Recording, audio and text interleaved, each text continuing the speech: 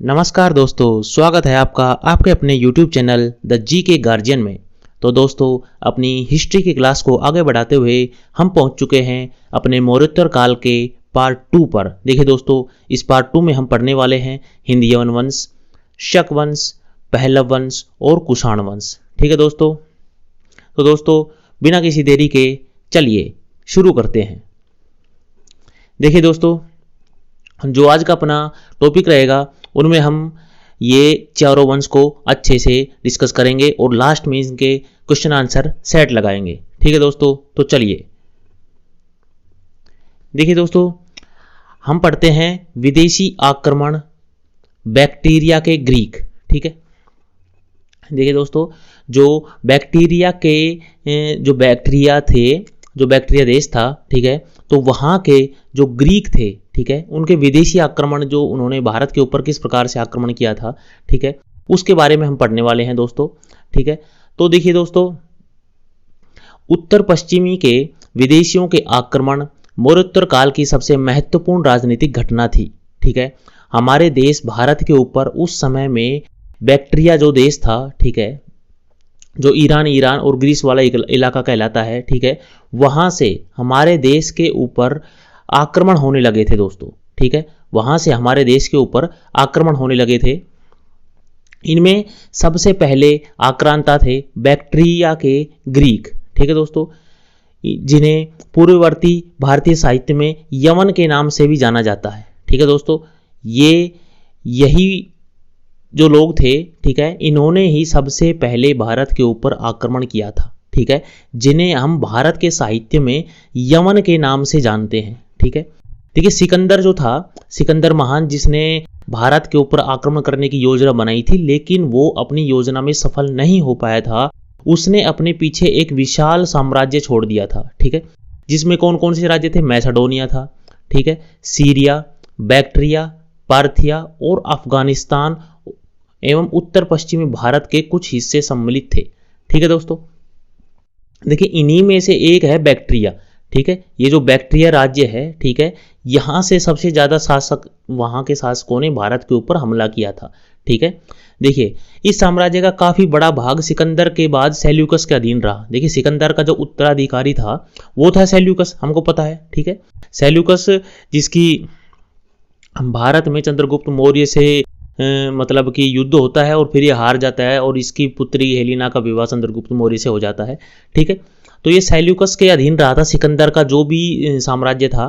देखिए डियाडोटस एवं उसका उत्तराधिकारी मध्य एशिया में अपना साम्राज्य सुगठित करने में व्यस्त रहे, लेकिन उसके बाद एक शासक था डेमेट्रियस प्रथम, इसने भारत पर आक्रमण किया। देखिए दोस्तों, आपको खाली इतना याद रखना है कि भारत पर आक्रमण करने वाला पहला जो यूनानी शासक था, ठीक है, सिकंदर के बाद में, ठीक है, वो कौन था? ठीक है, जो बैक्ट्रिया का शासक था, ठीक है, तो ये था डेमेट्रियस प्रथम, इसको याद रखिएगा। ठीक है, डेमेट्रियस प्रथम का नाम आपको याद रखना है क्योंकि ये एग्जाम में 2 से 3 बार पूछा जा चुका है। ठीक है दोस्तों, और इसने कितने ईसा पूर्व में भारत पर आक्रमण किया था? करीब करीब 220 से 175 ईसा पूर्व के मध्य में भारत के ऊपर इसने आक्रमण किया था। ठीक है, 183 ईसा पूर्व के आसपास में पंजाब का एक बहुत बड़ा भाग इसने जीत लिया था। ठीक है, और जो साकल, ठीक है, जिसको सियालकोट भी बोलते हैं, साकल को अपनी राजधानी बनाया था। ठीक है, देखिए दोस्तों, अभी तक हमने इतना पढ़ा है कि जो सिकंदर था उसका बहुत बड़ा साम्राज्य था। ठीक है, उसके साम्राज्य में बहुत सारे राज्य थे, उन्हीं में से एक राज्य था बैक्ट्रिया। ठीक है, इस बैक्ट्रिया राज्य के एक शासक था वहाँ का डेमेट्रियस प्रथम। ठीक है, इस डेमेट्रियस प्रथम ने भारत के ऊपर आक्रमण किया था और पंजाब के एक बड़े भाग को जीतकर अपनी राजधानी साकल या सियालकोट को बनाया था। ठीक है, जो डेमेट्रियस था इसने भारतीयों के राजा की उपाधि धारण करी थी। ठीक है, राजा की उपाधि धारण कर ली थी इसने। ठीक है, क्योंकि देखिए दोस्तों, जो यूनान राज्य है, ठीक है, यूनान की तरफ में राजा नाम का कोई वर्ड नहीं होता है। ठीक है, तो ये भारत में आया, पंजाब को जीता, साकल को अपनी राजधानी बनाई और इसने उपाधि धारण की कौन सी? राजा। इसने कौन सी उपाधि धारण की? राजा। ठीक है, इसने यूनानी प्लस में खरोष्ठी दोनों लिपियों वाले सिक्के चलाए। ठीक है।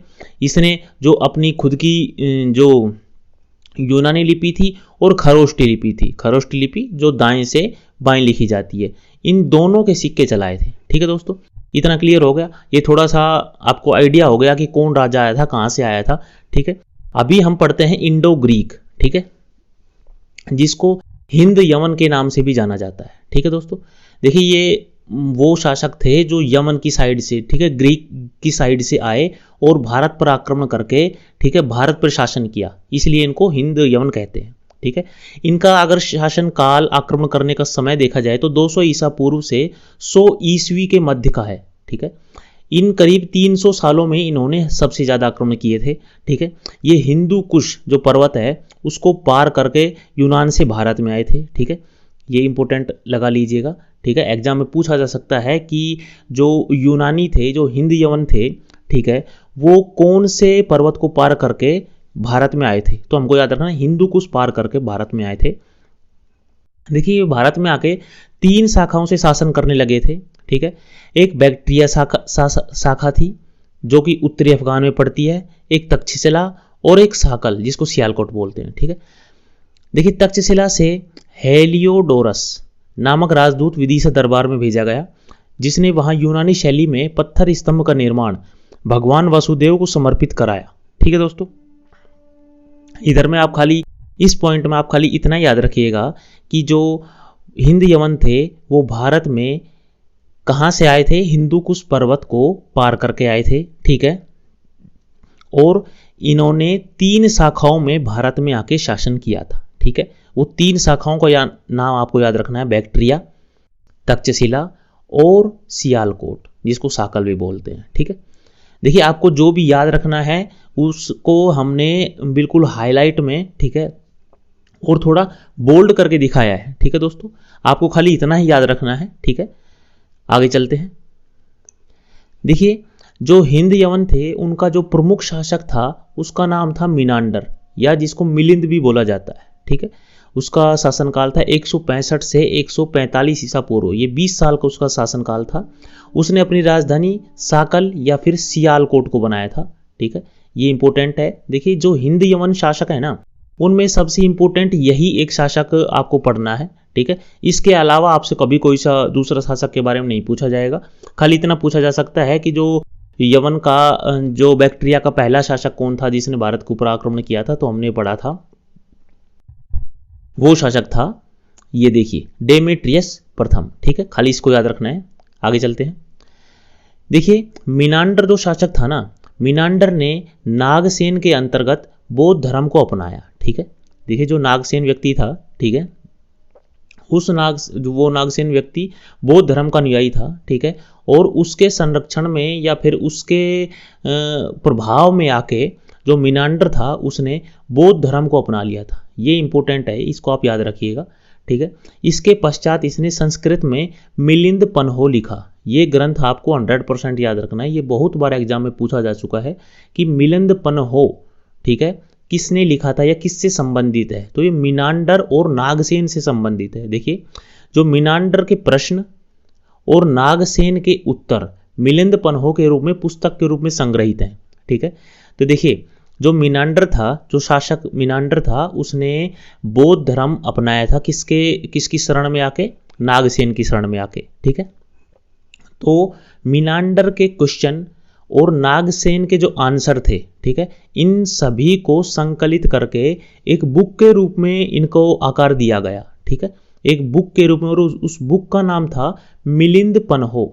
उस बुक का क्या नाम था दोस्तों, मिलिंद पन्हो, ये याद रखना है आपको।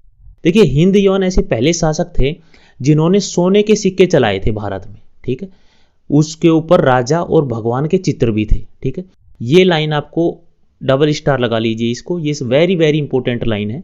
ठीक है, क्योंकि एग्जाम में सीधा पूछा जाता है कि भारत में सबसे पहले सोने के सिक्के किन शासकों ने चलवाए थे। ठीक है, तो हिंद यवन शासकों ने भारत में सबसे पहले सोने के सिक्के चलाए थे। ठीक है, देखिए गांधार कला शैली के विकास में इन्होंने महत्वपूर्ण योगदान दिया था। ठीक है, गांधार कला जो शैली है, ठीक है, वो किसकी देन है, ठीक है, वो यूनानियों की देन है। ठीक है, इसको हमको याद रखना है। और उनको आगे बढ़ाने में, ठीक है, जो हिंद यवन शासक थे उन्होंने अपना महत्वपूर्ण योगदान दिया था। ठीक है, देखिए इंडो ग्रीक शासन जो था भारत में आया था, उससे भारत के ऊपर क्या क्या प्रभाव पड़े इसके बारे में पढ़ेंगे हम। देखिए सबसे पहले भारत में द्विभाषा व द्विलिपि मुद्रा यूनानियों ने चलाई थी। ठीक है, मतलब कि द्विभाषा, ठीक है, मतलब कि दो भाषाएं। ठीक है, जैसे एक तो जो यूनान की भाषा थी वो, प्लस में एक जो अपनी इंडिया की भारत की भाषा थी वो, दो भाषाएं हो गई। और द्विलिपि, ठीक है, एक उन्होंने अपनी यूनानी लिपि, ठीक है, और एक अपनी इंडिया की लिपि। ठीक है, इसी तरह से इन्होंने द्विभाषा व द्विलिपि मुद्रा चलाई थी। ठीक है, देखिए जो ये इंपॉर्टेंट कर लीजिए इसको आप, ये एग्जाम में पूछा गया है कि जो भारतीय रंगमंच में पर्दा प्रथा की शुरुआत की थी। ठीक है, देखिए जो रंगमंच होता है, ठीक है, रंगमंच मतलब कि जैसे नुक्कड़ नाटक वगैरह होते हैं, जैसे रामायण होती थी पहले, ठीक है, गांव गांव में, तो वैसे रंगमंच में जो थिएटर होता है, जैसे उसमें जो पर्दा गिरता है ना, ठीक है, जो पर्दा प्रथा होती है, ठीक है, शुरू होने से पहले और ख़त्म होने के बाद में जो पर्दा गिरता है, ठीक है, मंच के ऊपर, उसकी जो शुरुआत थी ना, यूनानियों की ही देन है। ठीक है, वो यूनानियों की देन है जो पर्दा प्रथा थी। ठीक है, रंगमंच के ऊपर। और जो गांधार मूर्ति कला थी, ठीक है, जो गांधार मूर्ति कला थी वो भी यूनानियों की ही देन है। ठीक है, वो वहीं से पूरी तरह से प्रभावित है, जो गांधार कला है। ठीक है दोस्तों, इसको आपको याद रखना है। देखिए आगे चलते हैं। धर्म चक्र का चिन्ह उसके सिक्कों पर मिलने से ज्ञात होता है कि वह एक धर्मनिष्ठ बौद्ध था। ठीक है, देखिए मिनांडर के बारे में बताया गया है, ठीक है, कि यह एक धर्मनिष्ठ बौद्ध था। ठीक है, बौद्ध भिक्षु नागसेन के प्रभाव में आकर मिनांडर ने बौद्ध धर्म ग्रहण कर लिया था। ठीक है, ये हमको याद रखना है, ये ऊपर क्लियर कर चुके हम कि वो कौन व्यक्ति था जिसके प्रभाव में आके मिनांडर ने बौद्ध धर्म ग्रहण किया था। ठीक है, तो वो व्यक्ति था नागसेन। ठीक है दोस्तों, आगे चलते हैं। एक अन्य शासक हेलियोडोरस ने भागवत धर्म ग्रहण किया तथा विष्णु मंदिर के सामने विदिशा में विष्णु ध्वज की स्थापना की। ठीक है, देखिए ये एग्जाम में कभी पूछा नहीं गया है, ठीक है, कि विष्णु ध्वज की स्थापना कब और किसने की थी। ठीक है, आपको खाली अपनी नॉलेज के लिए याद रखना है, क्योंकि एग्जामिनर का पता नहीं कब कहाँ से कौन सा क्वेश्चन पूछ लिया जाए। ठीक है, तो आपको इतना याद रखना है कि जो विष्णु ध्वज की स्थापना की गई थी विदिशा में, विष्णु ध्वज की स्थापना किस शासक ने की थी, तो वो शासक था हेलियोडोरस। ठीक है, हेलियोडोरस। और कौन से मतलब कि किस राजा के बाद में ये आया था, ठीक है, तो हमको याद रखना है ये था मिनांडर के बाद आने वाला शासक था, जो कि हिंद यवन शासकों में आता है। ठीक है, देखिए बौद्ध जनश्रुति में मिनांडर को बौद्ध धर्म का संरक्षक बताया गया है। ठीक है, देखिए मिनांडर बौद्ध धर्म का संरक्षक ऑलरेडी हो गया था, क्योंकि जैसे ही वो नागसेन के प्रभाव में आके उसने बौद्ध धर्म को ग्रहण किया था, तो सीधी सी बात है वो बौद्ध धर्म का संरक्षण करेगा। ठीक है, तो उसने बौद्ध धर्म का संरक्षण किया था अपने शासनकाल में। देखिए एक ग्रंथ है क्षेमेंद्र कृत, ये व्यक्ति का नाम है, और ग्रंथ का नाम है अवदान कल्पलता। इससे पता चलता है कि मिनांडर ने अनेक स्तूपों का निर्माण करवाया था। ठीक है, इसको याद रखने की आपको जरूरत नहीं है, आपको खाली इसमें इतना याद रखना है कि मिनांडर ने नागसेन के प्रभाव में आके बौद्ध धर्म ग्रहण किया था। ठीक है, और एक व्यक्ति था, एक शासक था हेलियोडोरस, उसने विष्णु ध्वज की स्थापना की थी विदिशा में, विष्णु ध्वज की स्थापना की थी। ठीक है, और ये जो दो तीन पॉइंट हैं, एक तो रंगमंच में पर्दा प्रथा और गांधार मूर्ति कला। ठीक है, इसको आपको याद रखना है।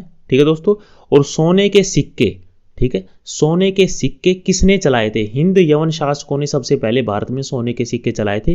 ठीक है, और मिलिंद पन्हो ग्रंथ किससे संबंधित है? ठीक है, तो ये नागसेन और मिनांडर से संबंधित है। ठीक है, मिनांडर की राजधानी सियालकोट थी। ये सारे इंपॉर्टेंट पॉइंट थे इसमें। ठीक है दोस्तों, हमने इसको अच्छे से क्लियर किया है। ठीक है, आप इसको अच्छे से देख सकते हैं, पढ़ सकते हैं। चलिए दोस्तों वीडियो में आगे चलते हैं। देखिए दोस्तों, अभी आते हैं शक। जो अगले शासकों के बारे में हम पढ़ने वाले हैं वो है शक, और इनका शासनकाल था 100 से 150 ईस्वी के आसपास। ठीक है, देखिए इनका अन्य नाम था सीथियन या छत्रप। इनको भारत में सीथियन या छत्रप कहा जाता है। ठीक है, ये मूलतः पश्चिमी चीन से थे। ठीक है, इनका जो मूल था ये चीन से आए थे।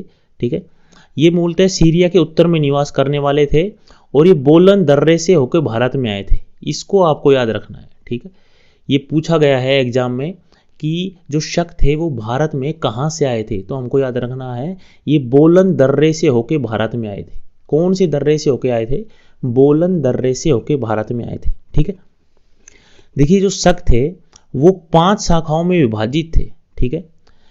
अफगानिस्तान, पंजाब जिसकी राजधानी तक्षशिला थी, मथुरा, ठीक है, पश्चिमी भारत में, ऊपरी दक्कन में, ठीक है। ये जो 5 शाखाएं थी इनकी, ठीक है, अफगानिस्तान हो गया, पंजाब हो गया और मथुरा हो गया, पश्चिमी भारत हो गया और ऊपरी दक्कन हो गया, ठीक है। इन्हीं में ये आके बसे थे। इन 5 शाखाओं से इन्होंने इसमें शासन किया था। इनका जो पहला शासक था इसको इंपॉर्टेंट लगा लीजिए, ठीक है। देखिए दोस्तों जो आपके लिए इंपॉर्टेंट होगा वो हम अलग से हाईलाइट करके और स्टार लगा के बता देंगे आपको सीधा, बिना किसी अलग परेशानी के, ठीक है। आपको खाली उसी को याद रखना है, ठीक है। उसके अलावा आपको अलग से याद करने की जरूरत नहीं है, ठीक है। एग्जाम में जो जो इंपॉर्टेंट है वो हम आपको बताते चल रहे हैं, ठीक है। आपको पहले से हाईलाइट दिखा रखा है जो जो इंपॉर्टेंट है, ठीक है। उसको पढ़ते हैं। पहला शासक था इसका माउस, या जिसको मेगा भी कहा जाता है, ठीक है।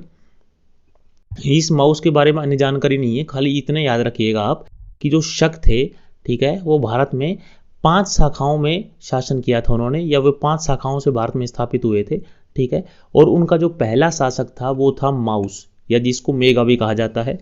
देखिए लगभग 57 या 58 ईसा पूर्व में उज्जैन के राजा ने शकों से युद्ध करके उनको अपनी सीमा से बाहर खदेड़ दिया था, ठीक है। उज्जैन के राजा थे, उन्होंने शकों को 57 ईसा पूर्व में युद्ध किया और अपनी सीमा से बाहर खदेड़ दिया।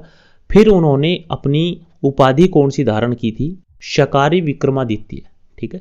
शकारी विक्रमादित्य की उपाधि धारण की और विक्रम संवत चलाया था उन्होंने। ये वेरी वेरी इंपॉर्टेंट है दोस्तों, इसको आप डबल स्टार लगा लीजिए। 57 ईसा पूर्व में शकों के ऊपर उज्जैन के राजा की विजय के उपलक्ष्य में, ठीक है, 57 ईसा पूर्व में विक्रम संवत चलाया गया। 57 ईसा पूर्व में विक्रम संवत चलाया गया था उज्जैन के राजा के द्वारा, ठीक है। और किस उपलक्ष्य में चला गया था? कि उन्होंने शकों को अपनी सीमा से बाहर खदेड़ दिया था, ठीक है दोस्तों, इतना याद रखिएगा। देखिए शकों ने पश्चिमी गंगा घाटी, मध्य भारत के कुछ भाग और दक्कन क्षेत्र में प्रभाव स्थापित करने के लिए सातवाहनों से संघर्ष किया था, ठीक है। ये हम पढ़ चुके हैं, ठीक है। आप खाली इतने याद रखिएगा इसी विक्रम संवत के बारे में, और उनका पहला शासक माउस या मेगा था, ठीक है दोस्तों। देखिए आगे चलते हैं। रुद्रदमन, ठीक है, शकों का एक जो इंपॉर्टेंट राजा बोल सकते हैं इसको, ठीक है। इसके बारे में ही एग्जाम में अगर कोई भी क्वेश्चन आता है शक से संबंधित तो उनमें रुद्रदमन से पूछा जाता है, ठीक है। इसका शासनकाल था 130 से 150 ईस्वी, ठीक है। देखिए यह शकों का सर्वाधिक प्रसिद्ध राजा था। शकों में अगर कोई राजा सबसे ज्यादा प्रसिद्ध हुआ है तो वो यही था, रुद्रदमन, ठीक है। देखिए इसने जूनागढ़ अभिलेख, ये वेरी वेरी इंपॉर्टेंट है, इसको आप डबल स्टार लगा लीजिए। जूनागढ़ अभिलेख जो कि गुजरात में गिरनार पर्वत पर है, कात्य शैली और संस्कृत भाषा में लिखवाया था, ठीक है। देखिए जूनागढ़ अभिलेख किसने लिखवाया था? रुद्रदमन ने लिखवाया था, जो कि गुजरात में गिरनार पर्वत के ऊपर है। और किस भाषा में लिखवाया था? तो संस्कृत भाषा में लिखवाया था, इसको याद रखिएगा। देखिए इसके राज्याधिकार में कौन कौन से क्षेत्र थे? सिंध था, कोंकण था, नर्मदा घाटी, मालवा, काठियावाड़ और गुजरात का एक बड़ा भाग था, जिनके ऊपर ये रुद्रदमन शासन करता था, ठीक है। देखिए इससे पहले के जो अभिलेख थे ना, रुद्रदमन से पहले के अभिलेख तो हमको प्राकृत भाषा में लिखे मिले थे, लेकिन जो जूनागढ़ अभिलेख था उसमें किस भाषा का प्रयोग किया गया था? संस्कृत भाषा का, ठीक है। ये विशुद्ध संस्कृत भाषा में लिखा हुआ अभिलेख था, इसको आप याद कर लीजिएगा अच्छे से, इसको स्टार मार्क कर लीजिएगा। जूनागढ़ अभिलेख से एग्जाम में बहुत बार बहुत सारे क्वेश्चन पूछे गए हैं, ठीक है। ये किस राज्य में था, किस राजा से संबंधित है, किस भाषा में लिखवाया गया था, ठीक है दोस्तों। आगे चलते हैं। देखिए इसने चंद्रगुप्त मौर्य के शासनकाल में निर्मित सुदर्शन झील का जीर्णोद्धार कराया था, इसको भी आप डबल स्टार कर लीजिए। देखिए एक सुदर्शन झील थी, ठीक है, जो सुदर्शन झील थी वो किसने बनवाई थी? चंद्रगुप्त मौर्य के शासनकाल में बनी थी वो, उसका जीर्णोद्धार किया था, ठीक है, उसकी मतलब मरम्मत करवाई थी किसने? रुद्रदमन ने, ठीक है। देखिए यह संस्कृत प्रेमी था, इसीलिए इसने जूनागढ़ अभिलेख को किसमें लिखवाया है? संस्कृत भाषा में। तो इससे हम समझ सकते हैं कि जो रुद्रदमन था वो संस्कृत भाषा से लगाव रखता था, ठीक है, और इसी ने सबसे पहले विशुद्ध संस्कृत भाषा में दीर्घ अभिलेख जारी किया, ठीक है, इसी ने विशुद्ध संस्कृत भाषा में अपना एक अभिलेख जारी किया है, और जो जूनागढ़ अभिलेख भी लिखा है वो भी संस्कृत भाषा में ही लिखा है, ठीक है। तो रुद्रदमन के बारे में हमने जो जो इम्पोर्टेंट बातें पढ़ी हैं वो ये हैं कि इसने, ये सबसे प्रसिद्ध राजा था शकों का, इसने जूनागढ़ अभिलेख संस्कृत भाषा में लिखवाया, ठीक है, और सुदर्शन झील का जीर्णोद्धार करवाया इसने, ठीक है, और विशुद्ध संस्कृत भाषा में इसने अभिलेख लिखवाया। ये मतलब संस्कृत भाषा का प्रेमी था, ठीक है, आप ये कह सकते हैं। देखिए शकों के कारण पश्चिम भारत से भारी मात्रा में चांदी के सिक्के प्राप्त हुए, ठीक है, मतलब उस शासनकाल में शकों ने भारी मात्रा में चांदी के सिक्कों को मतलब चलाया होगा या यूज किया होगा, इसी कारण से हमें पश्चिम भारत में आप भी भारी मात्रा में चांदी के सिक्के प्राप्त हो रहे हैं, ठीक है। देखिए मालवा शासकों में अंतिम जो शक शासक था ना वो रुद्र सिंह थर्ड था, इसको याद रखिएगा कि अंतिम जो शक शासक था वो कौन था? रुद्र सिंह थर्ड था, जिसे चंद्रगुप्त विक्रमादित्य ने हत्या कर दी थी, ठीक है, और जो मालवा क्षेत्र था उसमें व्याघ्र शैली में चांदी के सिक्के चलाए थे। ये लाइन आपके लिए वेरी वेरी इंपॉर्टेंट लाइन है। देखिए जो अंतिम शक शासक था वो कौन था? वो था रुद्र सिंह तृतीय, ठीक है, और उसकी हत्या किसने की थी? वो की थी चंद्रगुप्त विक्रमादित्य ने, ठीक है, ये जो गुप्त वंश का शासक है, ठीक है, इसको आगे पढ़ेंगे हम। तो रुद्र सिंह तृतीय जो शक शासक अंतिम शक शासक था उसकी हत्या कर दी थी चंद्रगुप्त विक्रमादित्य ने, और उसने फिर मालवा क्षेत्र में व्याघ्र शैली के चांदी के सिक्के चलाए थे। किसने? चंद्रगुप्त विक्रमादित्य ने, ठीक है दोस्तों। देखिए ये अपना शक जो साम्राज्य था वो पूरा होता है यहीं पे। आगे चलते हम पार्थियन या फिर इसको पहलव साम्राज्य भी बोला जाता है, ठीक है। देखिए जो पार्थियन लोगों का मूल स्थान कौन सा बताया जाता है? ईरान बताया जाता है, ठीक है। जो पार्थियन लोग थे वो कहाँ से आए थे, उनका मूल स्थान कौन सा बताया जाता है? तो वो ईरान बताया जाता है। देखिए 100 ईसा पूर्व के अंत में ईरान के कुछ राजाओं ने इंडो पार्थियन उत्तर भारत पर अधिकार कर लिया था, ठीक है। देखिए उत्तर भारत के ऊपर अधिकार किसने कर लिया था? उत्तर पश्चिमी भारत के ऊपर, उत्तर पश्चिम भारत के ऊपर अधिकार कर लिया था ईरान के कुछ राजाओं ने। और कब किया था? 100 ईसा पूर्व के अंत में। देखिए इनका पहला शासक वोनोनीज था, इसे थोड़ा याद रखिएगा, स्टार मार्क लगा लीजिए कि पूछा जा सकता है कि जो पहलव साम्राज्य था या जो पार्थियन साम्राज्य था उसका पहला शासक कौन था, ठीक है। भारत में उसका पहला शासक कौन था? तो वोनोनीज था। और अगर पार्थियन साम्राज्य का वास्तविक संस्थापक की बात की जाए, देखिए वास्तविक संस्थापक था मिथेडेटस फर्स्ट, ठीक है, इसको याद रखिएगा, ठीक है। नॉर्मल अगर पहला शासक के बारे में पूछे, पहला शासक वोनोनीज था, लेकिन अगर एग्जाम में पूछा जाए एग्जाम में कि वास्तविक संस्थापक कौन था, पार्थियन साम्राज्य का वास्तविक संस्थापक था मिथेडेटस फर्स्ट, ठीक है। और सर्वाधिक शक्तिशाली शासक, ठीक है, गोंडोफर्नीज था, ठीक है, जिसका शासनकाल 20 से 40 ईस्वी के मध्य माना गया है, ठीक है। तो देखिए हमने यहाँ पे 3 शासकों के बारे में पढ़ा है। जो पहला शासक था वो वोनोनीज था। अगर ये पूछा जाए कि वास्तविक शासक या वास्तविक संस्थापक कौन था इस पार्थियन साम्राज्य का, तो वो था मिथेडेटस फर्स्ट। और अगर पूछा जाए कि सर्वाधिक शक्तिशाली शासक कौन था, तो वो था गोंडोफर्नीज, ठीक है। देखिए गोंडोफर्नीज के बारे में अगर पढ़ें तो गोंडोफर्नीज खरोष्ठी लिपि में उत्कीर्ण तख्ते बही अभिलेख है, एक अभिलेख है तख्ते बही। उस अभिलेख में गोंडोफर्नीज का नाम गुद्दुवहर बताया गया है। ठीक है, गुद्दुवहर। ठीक है, देखिए ये गोंडो फर्नीज है, इसी का नाम गुद्दुवहर भी बताया गया है। और कौन से अभिलेख के तहत बताया गया है? तख्ते बही अभिलेख। ठीक है, देखिए फारसी में उसका नाम बिंदफर्ण भी बताया गया है। ठीक है, इसके 3 नाम हो चुके हैं। ठीक है, और जो बिंदफर्ण है उसका मतलब होता है यश विजयी। ठीक है, तो हमने गोंडो फर्नीज के, एक तो गोंडो फर्नीज हो गया, इसके अन्य नाम है एक गुद्दुवहर, ठीक है, और या फिर एक बिंदफर्ण।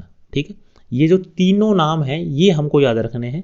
ठीक है, क्योंकि एग्जाम में पूछा गया है कि जो बिंदफर्ण था, ठीक है, वो किस शासक का नाम था। ठीक है, तो ये था गोंडो फर्नीज का, और इसी तरह से गुद्दुवहर भी गोंडो फर्नीज का नाम था। ठीक है, आगे चलते हैं दोस्तों। देखिए इस साम्राज्य का अंत कुषाणों के द्वारा हुआ था।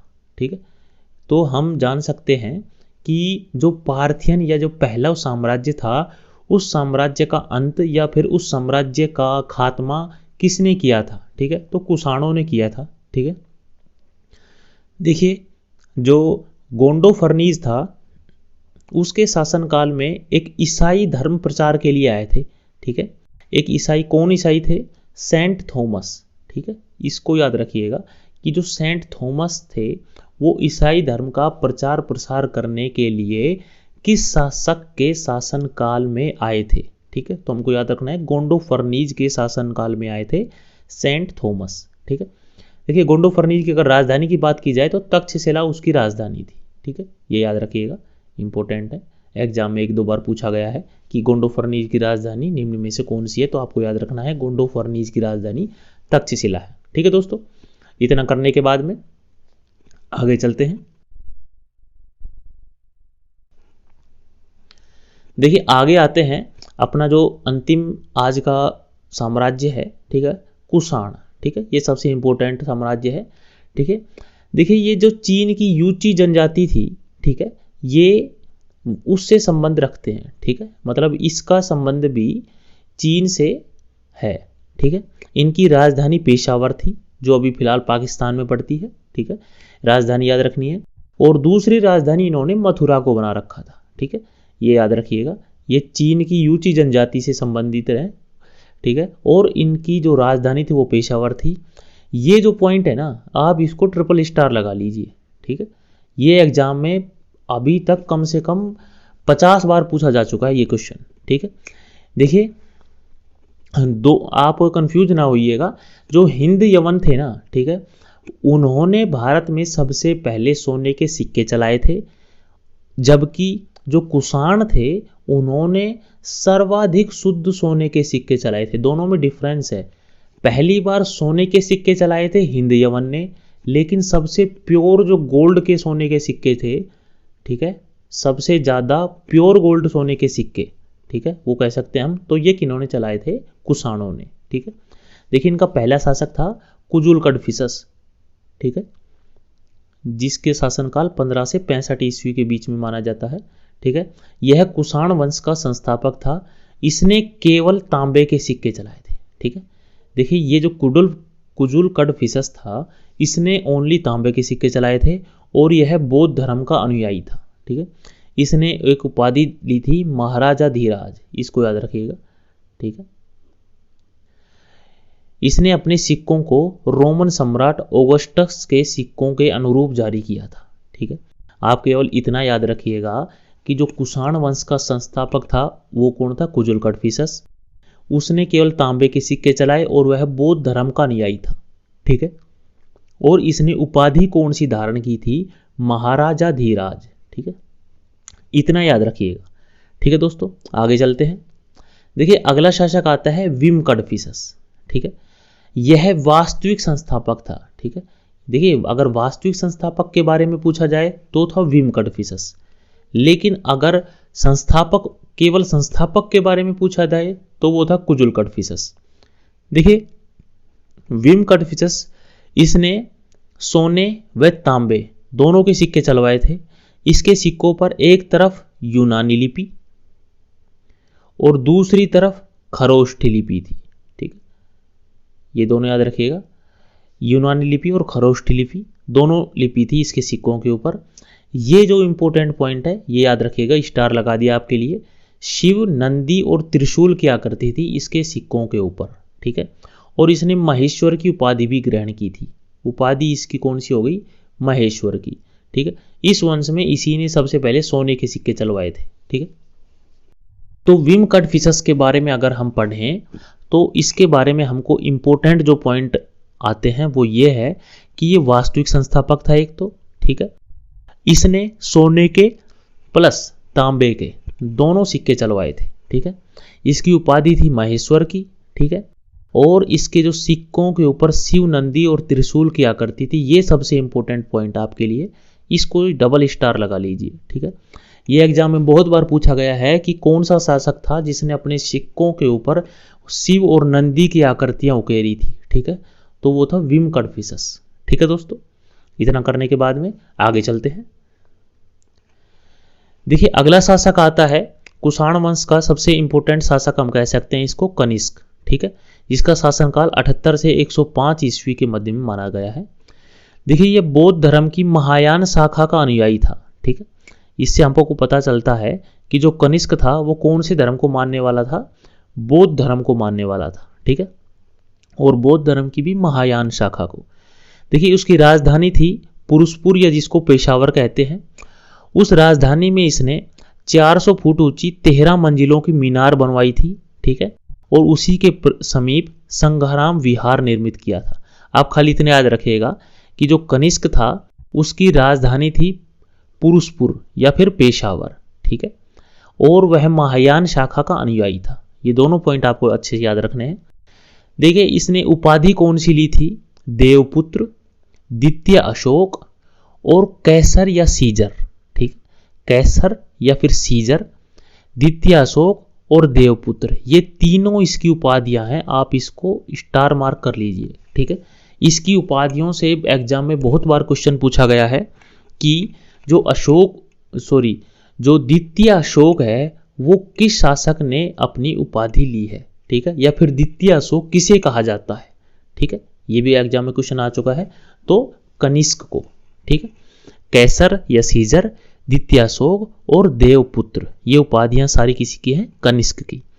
देखिए इसने सेकंड की राजधानी के रूप में मथुरा को रखा था। कनिष्क के दरबार में कौन कौन इंपोर्टेंट व्यक्ति थे वो देखते हैं हम। मथर, एजिपिलियाओस, वसुमित्र, अश्वघोष, नागार्जुन और चरक। ये लाइन आप डबल स्टार कर लीजिए, ठीक है। क्योंकि अगर ये दो नाम आप ना भी याद रखें, मथर और एजिपिलाओस, तो कोई बात नहीं, लेकिन ये चारों नाम आपको 100% याद रखने हैं, ठीक है। क्योंकि एग्जाम में क्वेश्चन इन्हीं से आता है, ठीक है। एग्जाम में सीधा एग्जामिनर पूछता है कि जो नागार्जुन थे वो किस शासक के शासनकाल में थे, ठीक है। तो चरक थे वो किस शासक के शासनकाल में थे, ठीक है। तो आपको ये याद रखना है, चरक, नागार्जुन, अश्वघोष और वसुमित्र चारों कनिष्क के दरबार में रहने वाले विद्वान थे, ठीक है। आगे चलते हैं। देखिए जो कनिष्क था उसने 2 नगर बसाए थे, ठीक है। कश्मीर में बसाया था इसने कनिष्कपुर, अपने ही नाम के ऊपर एक नगर बसाया था कश्मीर में, उसका नाम था कनिष्कपुर। और जो तक्षशिला थी उसमें इसने नगर बसाया था सिरकप, ठीक है। देखिए कनिष्क था ये किन कारणों से विख्यात हुआ था? 2 कारण थे प्रमुख, ठीक है। इन कारणों से यह विख्यात हुआ। तो जो पहला कारण था वो ये था कि इसने 78 ईस्वी में, ठीक है, 78 ईस्वी में क्या चलाया था? शक संवत चलाया था, ठीक है। जो अपनी भारत सरकार है वो इसी शक संवत का प्रयोग करती है, ठीक है। ये आपको याद रखना है कि शक संवत कब चलाया गया था और किस शासक के द्वारा चलाया गया था। तो हमको पता है कनिष्क के द्वारा 78 ईस्वी में शक संवत चलाया गया था, ठीक है। और दूसरा ये कारण था कि इसने जो बौद्ध धर्म था उसका अत्यधिक पालन पोषण किया था, ठीक है। मतलब बौद्ध धर्म की अत्यधिक इसने संरक्षण प्रदान किया था और इसके मतलब बढ़ाने में बौद्ध धर्म को, ठीक है, इसने अत्यंत महत्वपूर्ण भूमिका अदा की थी, ठीक है। देखिए इसके शासनकाल में कश्मीर के कुंडल वन में वसुमित्र की अध्यक्षता में, ठीक है, अध्यक्ष कौन था उस टाइम पे? वसुमित्र। और जो उपाध्यक्ष था वो था अश्वघोष, ठीक है। चौथी बौद्ध संगीति हुई थी, ठीक है, ये very very very important question है, यहाँ से बहुत बार एग्जाम में क्वेश्चन आ चुका है। ठीक है, कि चौथी बौद्ध संगीति किस शासक के शासनकाल में हुई थी। ठीक है, कहाँ पे हुई थी, उसकी अध्यक्षता किसने की थी, उसका उपाध्यक्ष कौन था। ठीक है, तो ये सारे क्वेश्चन बनते हैं इस एक लाइन में। ठीक है, आपको अच्छे से याद रखना है इसको।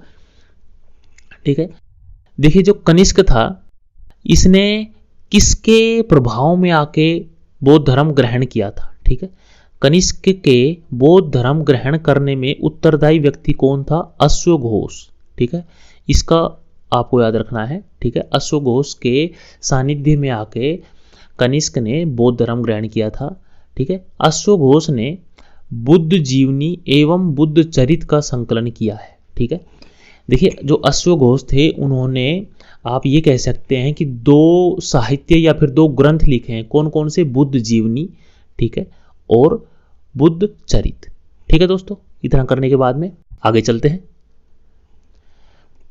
देखिए जो नागार्जुन थे, ठीक है, हमने पढ़ा था, ठीक है, कि जो नागार्जुन थे वो कनिष्क के दरबार में रहने वाले विद्वान थे। तो नागार्जुन ने सापेक्षता का सिद्धांत दिया है। ठीक है, और शून्यवाद का सिद्धांत भी दिया है। ठीक है, शून्यवाद के सिद्धांत पे चर्चा की है। देखिए ये सीधा सीधा पूछा गया है, सापेक्षता का सिद्धांत या फिर शून्यवाद के सिद्धांत किसने दिया है। ठीक है, किसने दिया है, नागार्जुन ने। इसीलिए इनको भारत का आइंस्टीन कहा गया है। ठीक है, ये एग्जाम में बहुत बार क्वेश्चन पूछा गया, आप इसको डबल स्टार कर लीजिए कि भारत का आइंस्टीन किसे कहा जाता है, नागार्जुन को। सापेक्षता का सिद्धांत किसने दिया था, नागार्जुन ने। ठीक है दोस्तों, आगे चलते हैं। देखिए एक चीनी शासक था, उसका नाम था पान चाओ। ठीक है, तो जो कनिष्क था उसका या उसकी लड़ाई हुई थी, मतलब युद्ध हुआ था पान चाओ के साथ में। तो कनिष्क पहले तो हार गया था। ठीक है, पहले हार गया था, लेकिन पुनः जब युद्ध हुआ था तो उसमें कनिष्क जीत गया था। ठीक है, तो हमको याद रखना है, जो चीनी एक शासक था पान चाओ, उससे युद्ध हुआ तो कनिष्क पहले हार गया था, लेकिन अंत में दोबारा युद्ध में कनिष्क जीत गया था। ठीक है, देखिए शकों व कुषाणों ने पगड़ी, ट्यूनिक जिसको कुर्ती बोलते हैं, पजामा और लंबे कोट चलाए थे। ठीक है, देखिए इनके पहनावे से संबंधित है। ठीक है, ये इंपॉर्टेंट लाइन, आप इसको डबल स्टार कर लीजिए। देखिए जो कुषाण थे ना, उन्होंने चीन से अफगान, ईरान जाने वाले रेशम मार्ग पर नियंत्रण कर लिया था, जिससे इनको बहुत फायदा हुआ था। देखिए जो एक रास्ता था जो चीन से होके ईरान और अफगान जाता था। ठीक है, चीन से होके कहाँ कहाँ जाता था, ईरान और अफगान। इस रास्ते के ऊपर से रेशम ले जाया जाता था चीन से। ठीक है, अफगान और ईरान। लेकिन इस रास्ते पर नियंत्रण किसने कर लिया था, कुषाणों ने, जिससे इनको बहुत फायदा हुआ था। ठीक है, आगे चलते हैं। देखिए जो मौर्योत्तर काल था ना, ठीक है, जो हमने पढ़े थे, तो उनमें कुल मिला के कुछ साहित्य लिखे गए थे। ठीक है, कुछ रचनाएं की गई थी और उनके लेखक थे, वो हम देख लेते हैं। देखिए नाट्य शास्त्र जो रचना थी, उसके लेखक थे भरत मुनि। कामा सूत्र ये इसी समय में लिखी गई थी। ठीक है, उसके लेखक थे वत्सयन। बुद्ध चरित सोदंद्राजन और सारीपुत्र ये लिखे थी अश्वघोष ने। और स्वपनवास वदता ये लिखा था भास ने। और गाथा सप्तशती ये लिखी थी हाल ने। ठीक है, आपको ये सारे याद रखने हैं।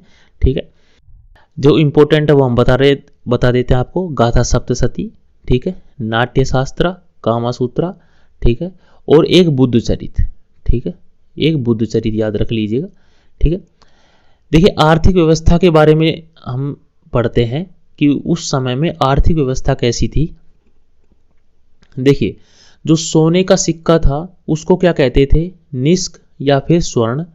चांदी के सिक्के को शतमान, तांबे के सिक्के को कांकणी, और 4 धातुएं मतलब सोना, चांदी, तांबा और शीशे से जो सिक्का बनता था उसको कासार्पण कहते थे। ठीक है, ये आपको याद रखना है। ठीक है, देखिए कासार्पण किसको कहते थे, जो सिक्का सोने, चांदी, तांबा और शीशे से बनता था उसको कासार्पण कहते थे। ठीक है, इसको याद रखिएगा। ठीक है दोस्तों, आगे चलते हैं। देखिए अभी हमने अच्छे से पूरे थ्योरी को अच्छे से कवर किया है दोस्तों, और इस टॉपिक को हम अच्छे से पूरा कवर करने के लिए हमको अभी क्वेश्चन आंसर के सेट लगाने पड़ेंगे। जितने भी इसके सबसे इंपॉर्टेंट क्वेश्चन आंसर हैं वो सभी हम बारी बारी से करेंगे, जिससे कि हमारा ये टॉपिक बिल्कुल अच्छे से हमारे दिमाग में सेट हो जाए। ठीक है दोस्तों, तो क्वेश्चन आंसर को शुरू करते हैं दोस्तों। देखिए क्वेश्चन नंबर 1 है, भारत पर आक्रमण करने वाले विदेशी आक्रमणकारियों का क्रम क्या है। ठीक है, भारत पर किस हिसाब से पहले किस विदेशी आक्रमणकारियों ने आक्रमण किया था, उसके बाद किसने।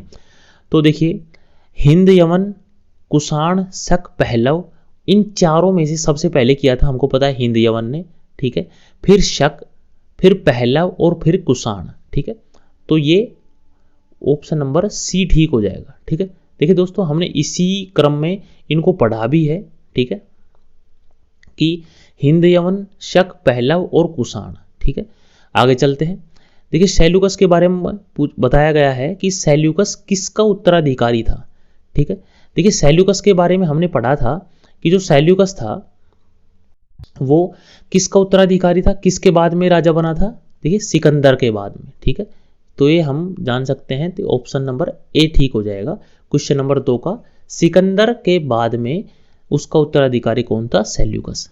देखिए क्वेश्चन नंबर 3 है, भारत पर सबसे पहला आक्रमण बैक्ट्रिया के किस शासक ने किया था। तो दोस्तों ये हमने पढ़ा था कि बैक्ट्रिया के जो डेमेट्रियस था, ठीक है, उसी ने भारत के ऊपर सबसे पहला आक्रमण किया था। तो क्वेश्चन नंबर 3 का ऑप्शन नंबर डी ठीक हो जाएगा। आगे चलते हैं। देखिए क्वेश्चन नंबर 4 है, हिंद यूनानी शासकों में सबसे विख्यात कौन था। ठीक है, तो दोस्तों हमने पढ़ा था जो हिंद यूनानी शासक थे उनमें सबसे विख्यात शासक कौन था, मीनांडर था। ठीक है, तो ऑप्शन नंबर बी ठीक हो जाएगा। क्वेश्चन नंबर 4 का ऑप्शन नंबर बी ठीक हो जाएगा। क्वेश्चन नंबर 5 है, मीनांडर के प्रश्न और नागसेन के उत्तर कौन सी पुस्तक के रूप में संग्रहित हैं। ठीक है दोस्तों, तो ये हमने पढ़ा था कि जो मिलिंद पन्हो है, ठीक है, वो मीनांडर के प्रश्न व नागसेन के उत्तर के रूप में संकलित पुस्तक है। तो ऑप्शन नंबर ए ठीक हो जाएगा। आगे चलते हैं। देखिए क्वेश्चन नंबर 6 है, भारत में सबसे पहले किन शासकों ने सोने के सिक्के जारी किए।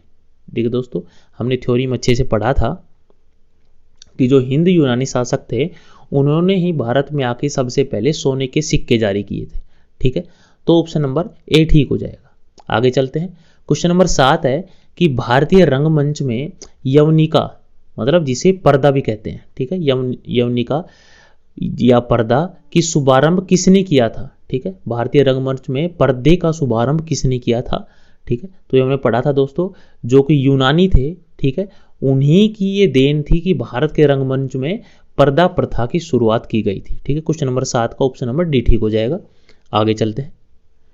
देखिए क्वेश्चन नंबर 8 है दोस्तों, मीनांडर ने नागसेन के सानिध्य में आकर किस धर्म को अपनाया था। तो ये हमने पढ़ा था, देखिए हिंदू, जैन, बौद्ध या पारसी। ठीक है, तो हमने पढ़ा था ये बौद्ध धर्म को अपनाया था। ठीक है, तो क्वेश्चन नंबर 8 का ऑप्शन नंबर सी ठीक हो जाएगा। ठीक है, क्वेश्चन नंबर 9 है, सर्वप्रथम भारत में द्विभाषा एवं द्विलिपि मुद्रा किसने चलाई थी। ठीक है, ऐसी मुद्रा जो जिसमें 2 भाषाएं और 2 लिपियां हो। ठीक है, वो किन शासकों ने चलवाई थी। ठीक है, तो हमने पढ़ा था दोस्तों जो यूनानी शासक थे, ठीक है, उन्होंने ही भारत में आके ऐसी मुद्राएं चलाई थी।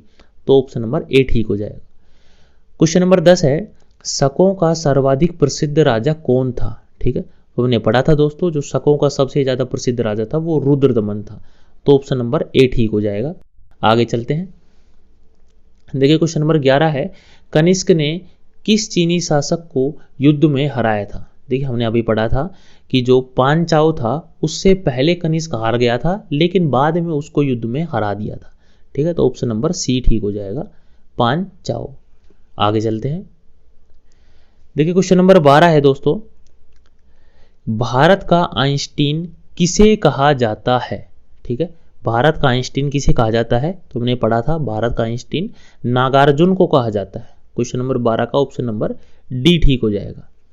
क्वेश्चन नंबर 13 है, चतुर्थ बौद्ध संगीति किसके शासनकाल में हुई थी। ठीक है, तो हमने पढ़ा था चतुर्थ बौद्ध संगीति कनिष्क के शासनकाल में हुई थी। ठीक है दोस्तों, आगे चलते हैं। क्वेश्चन नंबर 14 है, सापेक्षता का सिद्धांत किसने दिया।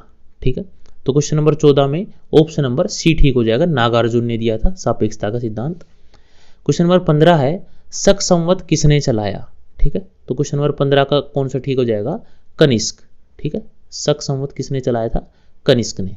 आगे चलते हैं, देखिए क्वेश्चन नंबर 16 है महान चिकित्सक जो चरक थे वो किसके शासनकाल में थे, ठीक है, तो हमने पढ़ा था दोस्तों ये कनिष्क के शासनकाल में थे, ऑप्शन नंबर बी ठीक हो जाएगा।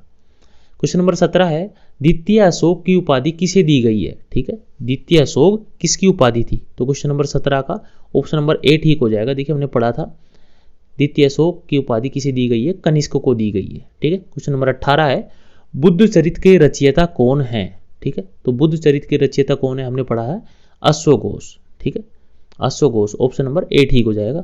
क्वेश्चन नंबर 19 है महेश्वर की उपाधि किसने ग्रहण की, ठीक है, तो हमने पढ़ा था दोस्तों विमकटफिसस जो था उसने महेश्वर की उपाधि ग्रहण की थी, ठीक है, ऑप्शन नंबर ए ठीक हो जाएगा। आगे चलते हैं, देखिए क्वेश्चन नंबर 20 है किस वंश के शासकों ने सर्वाधिक शुद्ध सोने के सिक्के चलाए थे।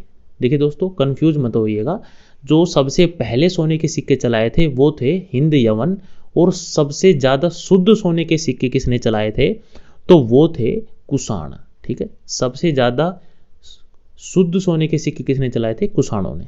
आगे चलते हैं, क्वेश्चन नंबर 21 है वह कौन सा शासक था जिसने सिक्कों पर शिव और नंदी की आकृति बनी हुई थी, जिसके सिक्कों के ऊपर शिव और नंदी की आकृति बनी थी, वो कौन सा शासक था, तो ठीक है हमने पढ़ा था विमकटफिसस था, ठीक है, ऑप्शन नंबर बी ठीक हो जाएगा। आगे चलते हैं, देखिए क्वेश्चन नंबर 22 है कुषाण वंश का संस्थापक कौन था, कुषाण वंश का संस्थापक कौन था, ठीक है दोस्तों, तो क्वेश्चन नंबर 22 का ऑप्शन देख रहे हैं हम विमकटफिसस, कनिष्क, अश्वघोष या फिर कुजुलकटफिसस, ठीक, तो ऑप्शन नंबर डी ठीक हो जाएगा कुजुलकटफिसस, ठीक है। आगे चलते हैं, देखिए किस शासक ने महाराजा धीराज की उपाधि ली थी, ठीक है, महाराजा धीराज की उपाधि कौन से शासक ने ली है, तो ऑप्शन देखते हैं विमकटफिसस, अश्वघोष, कनिष्क या फिर कुजुलकटफिसस, ठीक है, तो हमने पढ़ा था दोस्तों क्वेश्चन नंबर 23 का ऑप्शन डी ठीक हो जाएगा कुजुलकटफिसस, ठीक है। आगे चलते हैं, देखिए क्वेश्चन नंबर 24 है पार्थियन या फिर पहलव साम्राज्य का पहला शासक कौन था, ठीक है, तो दोस्तों हमने पढ़ा था कि पार्थियन या पहलव साम्राज्य का जो पहला शासक था वो वोनोनीज था, ठीक है, तो ऑप्शन नंबर बी ठीक हो जाएगा 24 का। क्वेश्चन नंबर 25 देखते हैं किस शासक को बिंदफर्ण के रूप में या बिंदफर्ण के नाम से भी जाना जाता है, ठीक है, तो क्वेश्चन नंबर 25 हमने पढ़ा था, ठीक है, इसका सही आंसर हो जाएगा गोंडोफर्नीज, ऑप्शन नंबर बी ठीक हो जाएगा। आगे चलते हैं, चंद्रगुप्त मौर्य द्वारा निर्मित सुदर्शन झील का जीर्णोद्धार द्वितीय शताब्दी में किसने कराया। देखिए जीर्णोद्धार की अगर बात आ रही है, ठीक है, ये चंद्रगुप्त मौर्य ने बनवाई थी ये सुदर्शन झील, लेकिन इसके जीर्णोद्धार किसने करवाया था, रुद्रदमन ने कराया था, ठीक है दोस्तों, ऑप्शन नंबर ए ठीक हो जाएगा। आगे चलते हैं, क्वेश्चन नंबर 27 है किसके शासनकाल में सेंट थॉमस भारत में ईसाई धर्म के प्रचार के लिए आए थे, ठीक है, तो क्वेश्चन नंबर 27 का आंसर ठीक हो जाएगा गोंडोफर्नीज, ठीक है दोस्तों, गोंडोफर्नीज के शासनकाल में सेंट थॉमस भारत आए थे। आगे चलते हैं, देखिए क्वेश्चन नंबर 28 है उज्जैन के राजा ने किस वंश को हराकर विक्रम संवत की शुरुआत की थी, ठीक है, तो किन को हराया था उज्जैन के राजा ने, तो क्वेश्चन नंबर 28 का ठीक हो जाएगा शकों को, ऑप्शन नंबर बी। देखिए उज्जैन के राजा ने शकों को हराया था और विक्रम संवत की शुरुआत की थी, ठीक है। क्वेश्चन नंबर 29 है मीनांडर शासक की राजधानी क्या थी, ठीक है, तो हमने पढ़ा था मीनांडर की राजधानी क्या थी, सियालकोट थी, ऑप्शन नंबर सी ठीक हो जाएगा। देखिए आज का अंतिम क्वेश्चन है विक्रम संवत कब से शुरू होता है, ठीक है, तो हमने पढ़ा था 57 ईसा पूर्व से शुरू होता है, ऑप्शन नंबर बी ठीक हो जाएगा, ठीक है दोस्तों। देखिए दोस्तों हमने 30 सबसे इंपॉर्टेंट जो क्वेश्चन थे, ठीक है, इन शासन कालों से संबंधित जो सबसे इंपॉर्टेंट क्वेश्चन और जो अभी तक में सबसे ज़्यादा बार पूछे गए हैं वो सारे हमने कवर किए हैं। देखिए दोस्तों हमने थ्योरी में जो सबसे इंपॉर्टेंट अपने नोट्स होते हैं वो प्लस में उसको जो क्वेश्चन आंसर फॉर्म में उसके सारे अच्छे से कवर किए हैं, तो इससे अब हमारा ये जो टॉपिक है वो बिल्कुल अच्छे से कवर हो जाता है, ठीक है दोस्तों। बस खाली अगर आपको आपसे इतनी रिक्वेस्ट है, अगर आपको थोड़ा भी लगा हो कि हमने मेहनत की है आपके लिए, ठीक है, इतना अच्छा कंटेंट बनाया है, तो प्लीज़ आपसे रिक्वेस्ट है कि चैनल को सब्सक्राइब कर दीजिए। इस वीडियो को जितना ज़्यादा से ज़्यादा शेयर हो सके उतना शेयर कीजिए दोस्तों, ठीक है। तो दोस्तों मिलते हैं अपनी नेक्स्ट क्लास में, जो कि आप स्क्रीन पर देख सकते हैं। ये अपनी नेक्स्ट क्लास होगी, ठीक है दोस्तों।